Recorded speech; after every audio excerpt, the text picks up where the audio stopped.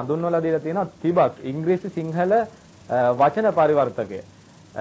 ඒ ගැන පොඩ්ඩක් අපි මේ කතා බහ කරන්නට තමයි අද දවසේ මෙතෙන්ට ආවේ. ධම්මික විජේරත්න මහත්මයාත් ඒ වගේම රෝහන් මානමුදලි මහත්මයාත් ඉන්නවා. මේ ඉන්නේ රෝහන් මානමුදලි මහත්මයා මාත් එක්ක මගේ වන්පසි. රෝහන් පොඩ්ඩක් අපිට පැහැදිලි කරලා දෙන්න පුළුවන්ද මොකද්ද මේ කියන එක? ඔව් ඇත්තටම මේක පැහැදිලි කරන්න ඉස්සෙල්ලා මම කියන්නම් මේ තිබස් කියන එකේ තේරුම මොකද්ද කියලා. තිබස් කියන්නේ භාෂා තුනක් කියන එක. ඒ කියන්නේ සිංහල, ඉංග්‍රීසි, දෙමළ.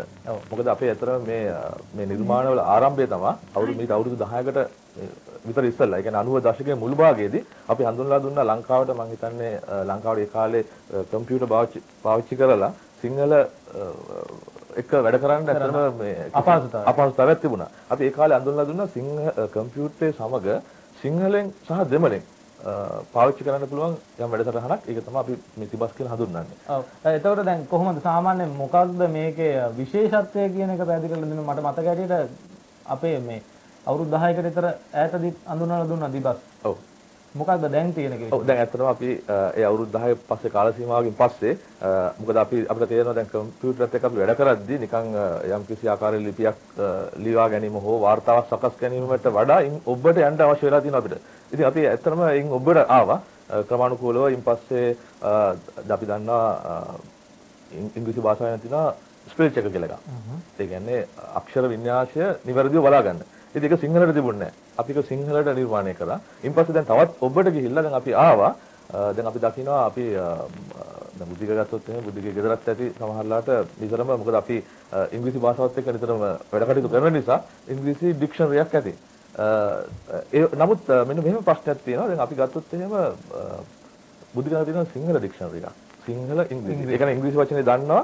ඒක සිංහල වචනේ හොයාගන්න පුළුවන්. නමුත් සිංහල වචනේ හදිස්සියේ දන්නවා. නමුත් ඉංග්‍රීසි වචනේ දන්නේ නැහැ. හොයාගන්න ක්‍රමයක් නැහැ. හොයාගන්න ක්‍රමයක් කියන්නේ අතන මෙවැනි ඩික්ෂනරිස් තියෙනවා. නමුත් තිබුණා තියෙන ප්‍රශ්නේ තමයි මම හිතන්නේ ලංකාවේ බොහෝ අය හුරු නැහැ සිංහල අකාරාදියද. දැන් ඉංග්‍රීසි නම් ABCD පිළිවෙල මතකයි. නමුත් සිංහල දැන් අපි කිව්වොත් මම එකපාරට හුණා කියලා කිව්වොත් මම හිතන්නේ ඒක හොයාගන්න ඉක්මනට පුළුවන් කමක් තියෙයි කියලා. ඉතින් ඇත්තට මේ අඩුපාඩුව තියෙන එකක්. ඉතින් දැන් අපි මේ හඳුන්වා දෙන්න කියන්නේ සිංහල ඉංග්‍රීසි හෝ ඉංග්‍රීසියෙන් සිංහලට හෝ මොකද දැන් අපි අලුත් යුගයකට ඇවිල්ලා දෙන පරිගණක තාක්ෂණය විශේෂයෙන්ම අපි මාධ්‍ය වේදිකා එක කතා කරපුවම ඒගොල්ලෝ කියපු ලොකු දෙයක් තමයි විශේෂයෙන් සමහරවිට ප්‍රවෘත්තියක් දෙන්න වුණාම හරි ඉක්මනට ඒගොල්ලන්ට වචනයක් පරිවර්තනය කරගන්න අවශ්‍යයිලු. නමුත් ප්‍රශ්නේ තියෙන්නේ හැකියාව හරි ඉක්මනට ක්ෂණයකින් ඒක කරගන්න බෑ. නමුත් දැන් අපිට දැන් පරිගණක තියෙන නිසා අපිට දැන් ඒක අද දවසේ පුළුවන්කම ලැබිලා තියෙනවා. ඉංග්‍රීසි වචනයක් සිංහලෙන් තේරුම දෙන්න හරි සිංහල වචනයක ඉංග්‍රීසි තේරුම ක්ෂණයකින් දෙන්න. ඔව් ඒ තිබිච්ච අපහසුකම් මැඩ ගන්න ඔන්න ඇවිල්ලා තියෙනවා තිබස් ඉංග්‍රීසි සිංහල වචන පරිවර්තකේ. අපිට උත්සාහ කරලා බලන්න පුළුවන් හැකියාව තියෙනවා. ඔව් බුද්ධිකගෙන් දැනගන්න ඇති කොහොමද මේක සිද්ධ වෙන්නේ කියලා. බුද්ධික මම කැමති දැනගන්න අපි දැන් ඔතන වචන කීයක් විතර අඩංගු වෙලා තියෙනවද දන්නේ නැහැ තිබස් ශබ්දකෝෂේ? ඔව් ඇත්තටම ඉංග්‍රීසි වචන මම හිතන්නේ ලක්ෂයකට අධික සංඛ්‍යාවකුත් සිංහල වචන 1,30,000කට අධික සංඛ්‍යාවකුත් මේක ඇතුළත් වෙලා දෙනවා. ඇත්තට මේකේ තියෙන විශේෂත්වය තමයි සාමාන්‍ය භාවිතයේ පවතින වචන සමග අපි දන්නවා නොයෙකුත් ශේෂ්ඨවල. දැන් මාධ්‍ය ශේෂ්ඨ ගත්තොත් මාධ්‍ය ශේෂ්ඨ, ඉංජිනේරු ශේෂ්ඨ ගත්තොත් ඉංජිනේරු ශේෂ්ඨ වලට ආවේනිකව වචන තියෙනවා. අපි සාමාන්‍ය වල කියනවා මේ ග්ලොසරිස් කියලා. භාෂා දෙපාර්තමේන්තුවේ නිකුත් කරපු ග්ලොසරිස් තියෙනවා. එන්නේ එවැනි ශේෂ්ත්‍රයන් ඇත්තටම 30කට විතර ආසන්න සංඛ්‍යාවකුත් මෙහි ඇතුළත් කරලා තියෙනවා. අවශ්‍ය දේ මම හිතනවා දෙලිනේ පැහැදිලිවම දැනගන්නට ඇති. ඒ වගේම මට දැනගන්න ලැබිච්ච ආකාරයෙන් සමාන පද ආදියත් මෙහි සඳහන් වෙනවායි කියලා රෝහන් මහත්මයා අපිට කිව්වා.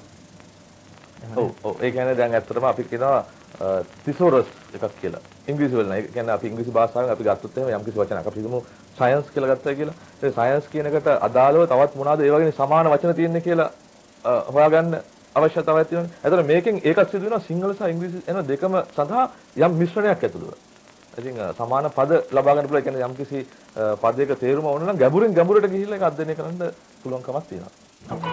අපි කතා කර හිටියේ science land corporation private limited වලින් අලුතෙන් හඳුන්වලා දීලා තියෙන තිබස් වචන පරිවර්තකය ගැන. දෙලිනේ අපි බලමුද පොඩ්ඩක් කොහොමද මේ දේවල් ක්‍රියාත්මක වෙන්නේ, මොනවද තියෙන හැකියාවන් අපිට තව අපේ දැනුම දියුණු කරගන්න කියලා. ඔව් මම කැමති බුද්ධික දැක ගන්න. මොකද මම හිතන්නේ සිංහලෙන් ඉංග්‍රීසියට වගේම සිංහලෙන් දෙමළටත් පරිවර්තනය කරලා අපිට දැක බලා ගන්න පුළුවන් වෙයි නේද? ඔව් රෝහන් අපි බලමු. අපේ ඊළඟ ස්ටෙප් එක. ඊළඟ පියවර ඇත්තටම සිංහලෙන් ඉංග්‍රීසියට හෝ දෙමළට හෝ යන ඕනම භාෂාවක් අතර පරිවර්තනයක් සිදු කරගෙන යනවා. අර බලමු. මම පෙන්නන්නම් නිකන් යම් සරල වචනයක්. මේක ඇත්තටම පැසුරු පූර්ව ඔබම සැනගින්ම ඒ වචනේ තේරුම අපිට ලබා ගන්න පුළුවන්. ෆැසිනේට් කියන වචනේ. ෆැසිනේට් කියන වචනේට. එහෙම නැත්නම් මම පෙන්නන්නම්. එහෙම නැත්නම් මට පුළුවන් සිංහල වචනය. සිංහල වචනේ තේරුම මේ විදිහට ලබා ගන්නත් පුළුවන්. එහෙම නැත්නම් අපි හිතමු සමහර විට සමහර අවස්ථාවලදී එන ප්‍රශ්නයක් තමයි උදාහරණයක් මම කියන්නම්. අපි ගමු ගවේෂණය කියන වචනේ. ඔව්. බුද්ධ හිතන්නේ හැයන්න හරි නයන්න හරි මොකක්ද වෙන්න ඕන? ඒක දැන් බොහෝ විට තියෙන ප්‍රශ්නයක් තමයි අක්ෂර වින්‍යාසය. අක්ෂර වින්‍යාසය. දැන් සමහරවිට හරියට සමහරවිට සැක සහිතයි මේකට එන්නේ මුර්තද නයන්නද එහෙම නැත්නම් තාලුජුද කියලා. හරි නමුත් එවැනි අවස්ථාවල ඔබට පුළුවන් මෙන්න මේ ආකාර අපි එකට කියන ඉංග්‍රීසියෙන් හඳුන්වන අපි වයිල්ඩ් කාඩ් කියලා ගවේෂණය. ඒකට දැන් මේකේ පෙන්වුම් කරනවා මොකද්ද හරි වචනේ කියලා. හරි ඒක අපිට පුළුවන් මේකෙන් ඉතාමත් ලේසියෙන් මේ තේරුම ලබා ගන්න මේ ආකාරය. සමහර විට කුඩා නිසා නොපෙනෙනවා වෙන්න පුළුවන්. පේනවා නමුත් තිත් සහිත බව වුණත් ගවේෂණය කියන්නේ මොකක්ද? එහෙම නැත්නම් අනෙක් ඕනෑම වචනයකට මොනවද නිවැරදි අක්ෂර වින්‍යාසය කියන එක මේ තිබස් තුලින් ලබා ගැනීම හැකියාව තියෙනවා. ඒ වගේම අපි හිතමු කේක කියන වචනයක් තියෙනවා. බුදුක දන්නවද දන්නේ කේක කියන වචනේ තේරුම මොකක්ද කියන්නේ? හරි. දැන් අපි මේක ගත්තොත් මේක තියෙනවා තවත් ඒකට අදාළ ඉංග්‍රීසි වචන ඇවිල්ලා තියෙනවා. හරි. නමුත් මෙහි තියෙන ඉංග්‍රීසි වචන සමහර විට අවංකව කිව්වොත් මම නම් මේ කේක කියන වචනේ දැන හිටියේ මොකද්ද කියලා. ඒක ඉංග්‍රීසි වචනේ මම දැන හිටියෙත් නැහැ. නමුත් මට පුළුවන් ඉතාමත් ලේසියෙන් ආයෙ පාරක් පුළුවන් මේ ඉංග්‍රීසි වචනේ මොකද්ද මේ කියන්නේ කියලා බලන්න. දැන් එතනවට තියෙනවා මේක මේ කේක කියන්නේ පඬිත භූෂු විවක්ෂණ කියන වචන තියෙනවා කියලා. ඉතින් අතන මේ චේක කියන එකේ අවසාන තේරුම විදියට අපිට ගන්න පුළුවන් මේ පඬිත කියන තේරුමට සමාන අසු විරුද්ධන් ඇති බහුශ්‍රුත කියන. ඔව්. ඉතින් ඒ වගේම තමයි මෙන්න මේ වෙන දෙයක්. දැන් අපි හිතමු මම අර ඉස්සෙල්ලා කිව්වා වගේ මම පෙන්නන්න මේ තියෙනවා ශ්‍රේෂ්ඨ ගොඩක්. දැන් මේ තියෙන්නේ විවිධ ශ්‍රේෂ්ඨයන් වලට අදාළ තමයි පේන්න තියෙන්නේ. දැන් මම උදාහරණයක් කියමු මේ වගේ දෙයක්. අපි හිතමු ෆ්‍රික්ෂන් කියන වචනය අරගමු. ෆ්‍රික්ෂන් කියන වචනේ ගොඩක් භාවිතා වෙනවා සාමාන්‍ය ජීවිතේදී භාවිතා වෙනවා වගේම තව වෙන දෙයක් තමයි මේ ෆ්‍රික්ෂන් කියන වචනේ ගොඩක් සම්බන්ධ මේ ඉංජිනේරු ශ්‍රේෂ්ඨයේද මම ඒක පෙන්නන්න ෆ්‍රික්ෂන් දැන් මේකට අපිට පේනවා ගොඩාක් මෙහි තේරුම් ගොඩාක් තියෙනවා. නමුත් දැන් ඉංජිනේරු ශ්‍රේෂ්ඨයේ ඉන්න කෙනෙකුට සමහරට ගැටලුවක් එන්න පුළුවන් මගේ ශ්‍රේෂ්ඨයට අදාළව මොකද්ද හරියම වචනේ මේක මොකද මේ එකට ඇතිල්ලීම වෙන ගොඩක් දේවල් තියෙනවා නිසා. නමුත් ඔහුට පුළුවන් මෙන්න මෙවැනි දෙයක් කරන්න. ඔහු ගියා උඩ කියනකොට මේ අනිත් වචන මට මොකක්වත් ඕනේ නැහැ. මට දෙන්න මේ ඉංජිනේරු ශ්‍රේෂ්ඨය. ඒ කියන්නේ විශේෂයෙන්ම සිවිල් ඉංජිනේරු ශ්‍රේෂ්ඨය හරි මෙකැනිකල් ඉංජිනේරු ශ්‍රේෂ්ඨයට අදාළ වචනේ දෙන්න කියලා. දැන් මම මේක බොත් මට පේනවා දර්ශනය කියලා. ඉතින් දර්ශනය කියන්නේ ඇත්තටම ඒ ශ්‍රේෂ්ඨ හරිම වචනේ.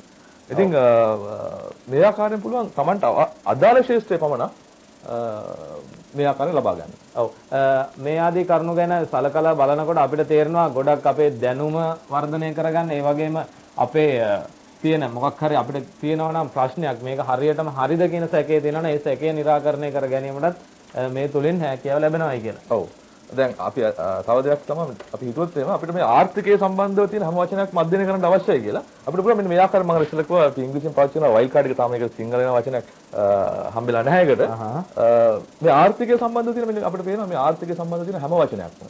ආර්ථික අතිරික්තය මෙන්න මේ ආකාරයෙන් මොකද අපිට පුළුවන් යම් කිසි දෙයක් සම්බන්ධ වචනයකට ආවේනිකව ඒ වචනේ සම්බන්ධව තියෙන අනිත් වචන මේ ආකාරයෙන් ලබා ගන්න උනා.